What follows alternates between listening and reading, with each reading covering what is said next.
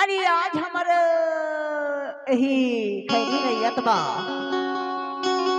आज ही हमार खैरी रैयत बा वो ए बार से वही क्रिकेट के प्रतियोगिता में आज ये गाँव में बड़ खुशी होत हवे माया वाले। और वही माया के खुशी में आज ही गाँव में कर्म नाच लेते किथा सकरी में वो ईमान से आज पहना जान चोला है तोर गांव में आए गए है माया वाली। एक हरसिती मोर सकते हैं मन भर के करमला नाच लेके था। अरे तक दिना दिन मादल ला बजाहू तह बढ़िया छुपक पैरी ला बजावत आ जावे के था यार। आ जाऊंगा। हाँ 3 साकी 3 चाली झन करना हिम्मत खाली तेरे घर में पहुँचना यारी।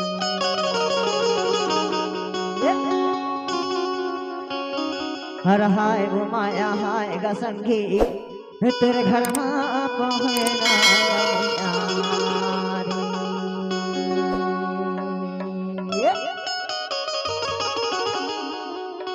अरे 3 साकी 3 छाली झनकर में हिम्मत खाली तोरे घर में पहुंचना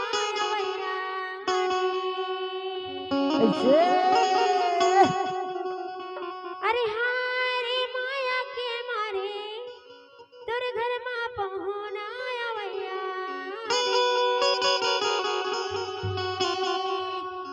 तीन साके 3 चाली झनकर बे हिम्मत खाली तेरे घर में पहुँचना मैया।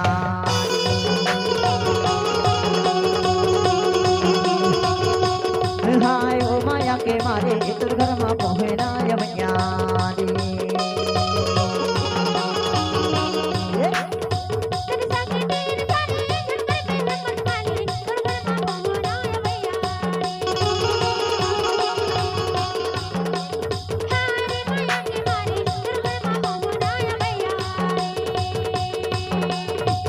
घर में पहुँचना भैया।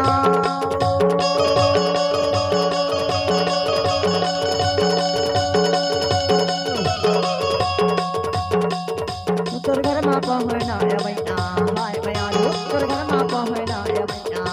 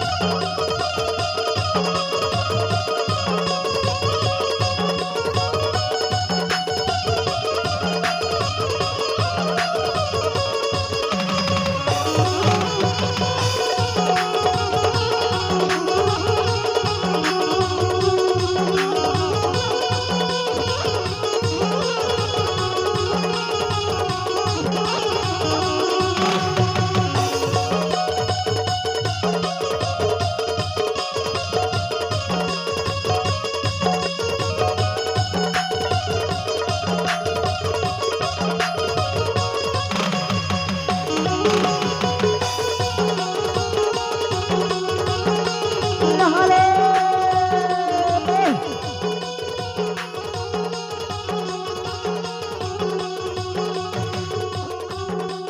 यले कटा के बले कटारिन बन बिंदरा के पास यले कटा के बले कटारिन बन बिंदरा के पास शेष नांग के लालन बेटी बन मां काटे घास माया तेरे घर मां पहराया बैनारी